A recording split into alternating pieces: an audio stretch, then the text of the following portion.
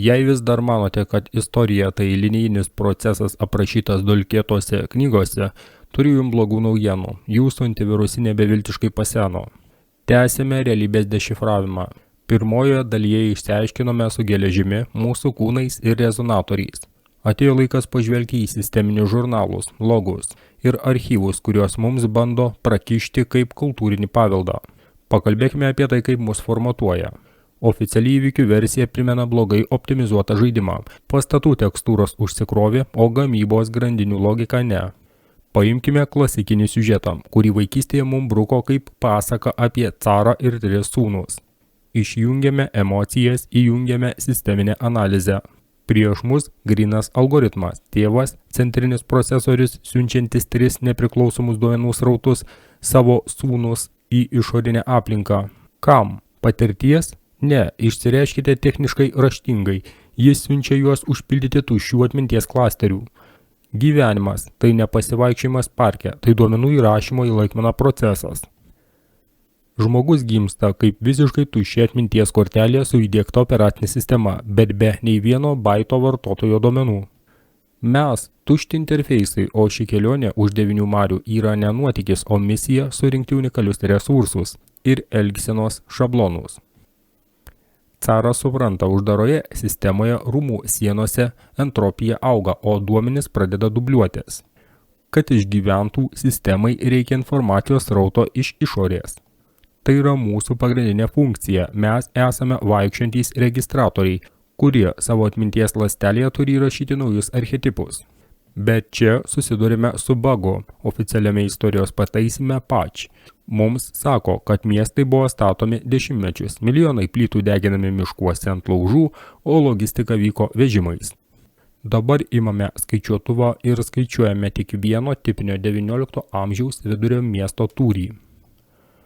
Norint pagaminti tokį kiekį statybinių medžiagų rankiniu būdu, būtų reikėję iškirsti miškus 500 km spinduliu ir įdarbinti visus žemyno gyventojus visą parą. Kur anglies tiekimo ataskaitos, kur dokumentiniai tų laikų milžiniškų karjerų pėdsakai. Jų nėra. Archyvuose žiojėjanti tuštuma. Yra tik gražūs paveikslėliai su karietomis pastatų fone, kuriems pastatyti reikėtų šiuolaikinio namų statybos kombinato pajėgumų.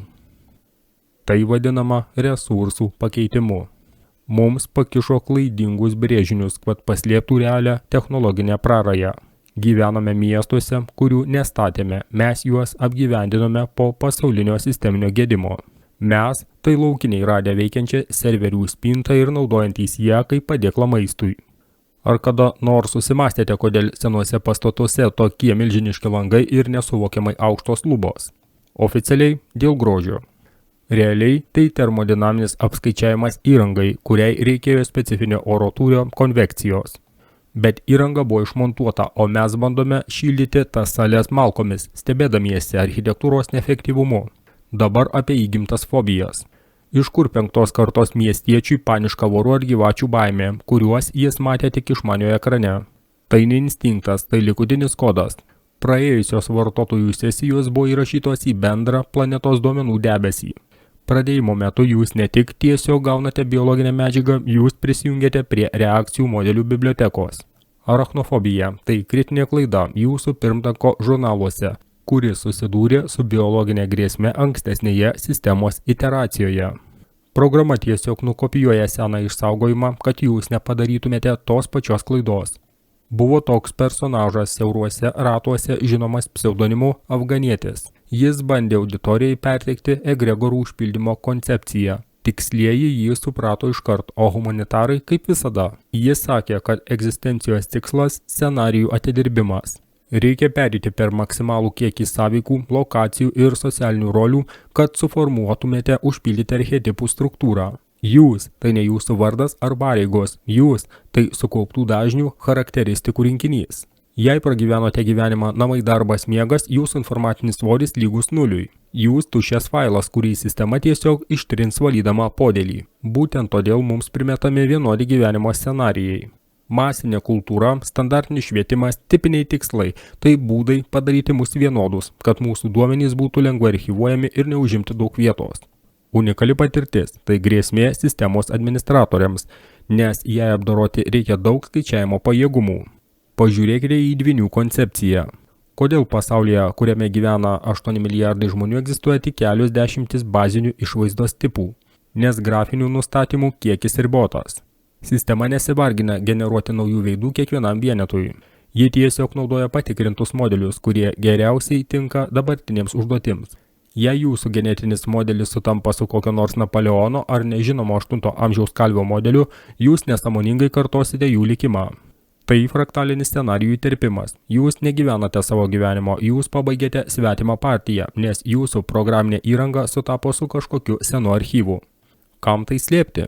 Įsivaizduokite, jei sužinotumėte, kad jūsų asmenybė tik iš ankstinių nustatymų rinkinys, o jūsų istorija tai imitacija, uždaryta ant tikrosios civilizacijos griuvėsių. Jūs nustosite būti valdomi. Pradėsite ieškoti būdų nulaužti sistemą ir pereiti į supernaudotojo režimą, o administratoriams to nereikia. Jiems reikia paklusnių jutiklių, kurie stabiliai teiktų vidutiniškus duomenys į pasaulinį registrą. Mes įstrigome begalinio formatavimo cikle. Kiekviena katastrofa, kiekvienas tvanas ar karas tai tiesiog disko defragmentavimo procedūra. Pertekliniai duomenys ištrinami, išgyvenusieji pradeda nuo švaraus lapo, tikėdami pasakomis apie pirmykščius protėvius. Bet griuvėsiai nemeluoja. Įsižiūrėkite į akmens apdirbimą megalituose, kuriuos vadinate tvirtovėmis. Ten nėra kaltų pėdsakų. Ten yra frezavimo žymė su 100 mm dalių paklaida. Mums sako, tai padarė vergai. Aš atsakau, pabandykite priversti milijoną vergų pagaminti bent vieną idealų granito rutulį, be CNC staklių. Fizikos neapgausi socialiniais šūkiais. Gyvename pasaulyje, kuriame praeities logistika buvo tobulesnė už dabartinę. O dokumentinė tuštuma – tai sąmoningai ištrinta ligos istorija paciento, kuriam įteikta, kad jis visada buvo pamišęs. Bet mes tęsiame dešifravimą. Kitoje dalyje pereisime prie svarbiausio socialinio kodo ir to, kaip per miesto architektūrą mus valdo dažnių lygmenių. Sužinosime, kam iš tikrųjų reikalingi vienuolynai ir kodėl mokyklos programa tai operatyvios atminties trynimo įrankis. Pasiruoškite, mes tik pradėjome skrosti šitą pūlinį.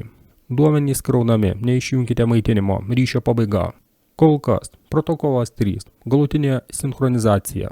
Jei jūs vis dar čia ir jūsų kognityvinis filtras neišdavė kritinės klaidos, sveikinu. Praėjote pirminę sisteminės logikos patikrą. Dabar pamirškite viską, ko jūs mokė mokyklose. Mokykla tai ne švietimo centras, tai procedūra. Reset.